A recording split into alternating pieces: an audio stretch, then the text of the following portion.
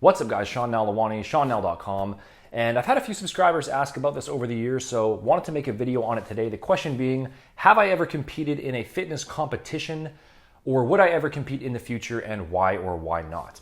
If you do enjoy this content, guys, make sure to hit the subscribe button below to stay up to date, and also click the little bell symbol as well. That way you'll be notified anytime I upload a new video. So, have I ever competed? The answer is no, and unless something were to pretty drastically change in my mindset in the future, I really don't see myself ever competing because I just personally don't really have any interest in it. For me, at this point, I think of fitness as just being one area of my life among many different areas. I've been doing it for a really long time now. It's a really important area for sure, but it's basically just seen as a tool that I use to improve my overall life as a whole, and it's not my number one main focus or something that I really obsess over or have any interest in taking to the extreme or using it as an outlet for competition. I basically just do my weight training and my cardio without thinking too much about it. My eating habits are pretty much an ingrained automatic thing now. It's not this serious struggle that requires a ton of time and effort to get down. It's actually really routine and almost effortless at this point, I would say. I really do like the feeling of being in decent shape and being physically strong and fit. It's something I promote because I think there are a ton of positive benefits associated with it. But again, it's going to the extreme isn't my goal, and it's actually not really my message here with this channel either. I think shorter term periods of extreme focus are fine and even necessary, especially in the beginning, just to get that initial momentum and to ingrain the proper habits. But as a permanent long-term approach, I think aiming to have fitness revolve around your life rather than having your life revolve around fitness is usually the path that leads to just better overall well-being for most people. In my past, in my earlier lifting days, I definitely would classify bodybuilding as having been an obsession. It probably was for like 8 or 10 years actually, where I just wanted to be as big and as strong as humanly possible, and it was my main focus, and I did a video on that that I'll link in the description box if you want to check it out. So I have gone through that phase, and I have had that mindset before, so I do understand it. And I have dieted down for professional photos in the past as well. Not contest lean, but I would say approaching contest lean. And so I do have experience with that process and how it affects the mind and body. And I've also done a lot of research into how dropping to very low body fat levels can affect a person both physically and mentally. Now, keep in mind that I'm not against anyone's desire to compete. I'm not saying you shouldn't do it. Everyone has different motivations and different values and views, and sees things in their own way, and I totally get that. But it's also important to really understand what you're doing before you get into it. And the fact is that dropping your body fat percentage down to the levels that you would need to get to in order to step on stage, or even dropping your body fat close to that level, is ultimately pretty extreme when it all comes down to it. And it ultimately is really just a form of controlled starvation. I mean, that's really what it is. When you get down to those levels, assuming you're truly getting into that shredded competitive shape, you are starving your body pretty intensely, and that process is damaging. Not necessarily permanently, though it can be, but it is damaging to your health, at least in the short term. Our bodies are evolutionarily programmed to carry a certain amount of body fat for proper functioning. And when your body fat drops down to the level of having a ripped six-pack and striated glutes, that might look impressive on stage, but it's really not a healthy state overall, and it will produce certain negative side effects because of that. So getting down to contest leanness or close to it really has nothing to do with what we would traditionally call health and fitness. And I don't see why the pursuit of that should be labeled as a fitness competition. It's not really a fitness competition. It's essentially a competition to see who can gain muscle and then starve themselves to as low a body fat as they can physically and mentally handle. That definitely involves a lot of hard work and discipline, and I'm not discounting that at all. But someone who is in that state, in that moment, is actually in pretty poor health, which is why it can't be maintained for any real length of time.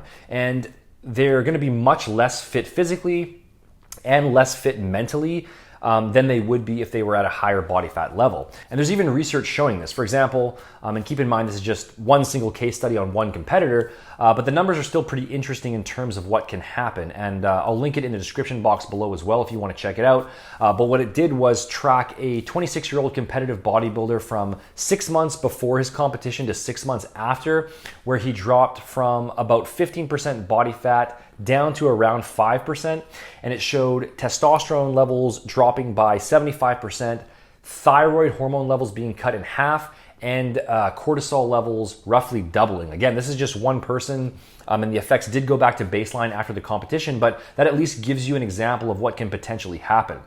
Some people are going to have less severe negative effects, some people are going to have more severe effects, but there's really no question at all that the process of severe calorie restriction over a prolonged period is pretty harmful, at least in the short term.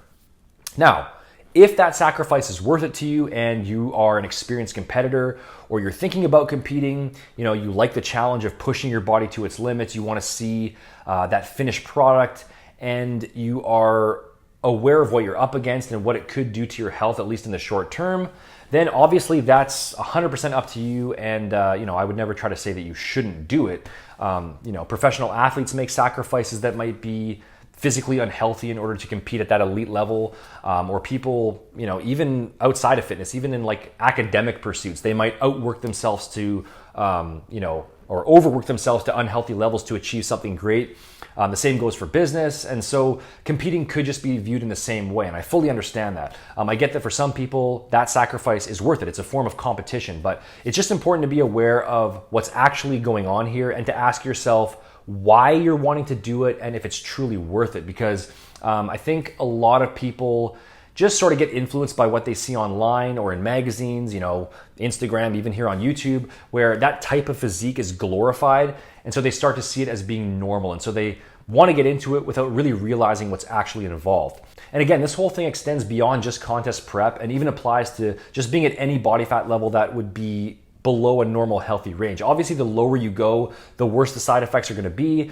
But for the average guy, once you get down to about 10% body fat and lower, you're likely going to start seeing side effects simply because it's just not healthy. And for women, it might be somewhere around 17 or 18%. There are going to be genetic outliers who, of course, can go lower and they'll function just fine that way. But I'm just talking in general here for the average person. And I even experienced this myself, even when I just dieted down for professional photos. Once you hit that unhealthy body fat range and you try to keep maintaining it, everything basically goes downhill, both physically and mentally. You end up constantly preoccupied with food, hungry all the time, always thinking about your next meal. Your performance in the gym goes down. You feel tired, you feel more lethargic, your mental sharpness starts to go down. I had a clear increase in anxiety actually, which a lot of people also report. Your libido basically gets destroyed as well, which is something a lot of people don't even think about. I don't regret doing that because it was a good learning experience and it was interesting to just sort of push myself and go down to that lower body fat level just to sort of see what would happen. But I really have no desire to do that again anytime in the near future, and competing would just be on a whole other level. So I most definitely can't see myself ever going there. For me, somewhere around 12 to 14% body fat, I think that strikes a good balance and can be easily maintained on a permanent basis. And it's not just the negative effects that you experience during the dieting process itself, but also after as well. The physical stuff like your energy and your mood and your sex drive, that does recover, but the mental effects can also be tough to deal with because you get used to being at that really lean level and you don't want to lose it. But at the same time, you're basically starving, so all you want to do is binge and go crazy on food, but then you start gaining weight really quickly and your abs fade.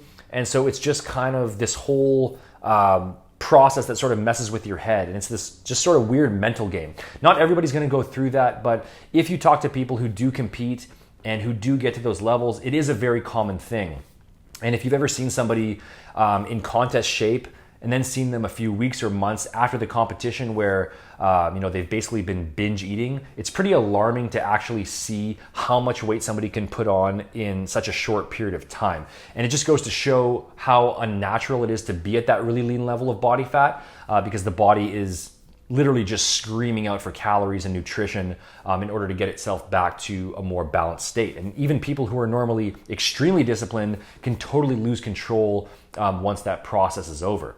So bottom line, if you have a passion for competing and you just feel like it's in your blood to do it and you know what you're doing and why you're doing it, you enjoy the challenge, it genuinely improves your life, then obviously go ahead and do it. But it's not something that I would recommend to most people. It's not something I personally have any interest in.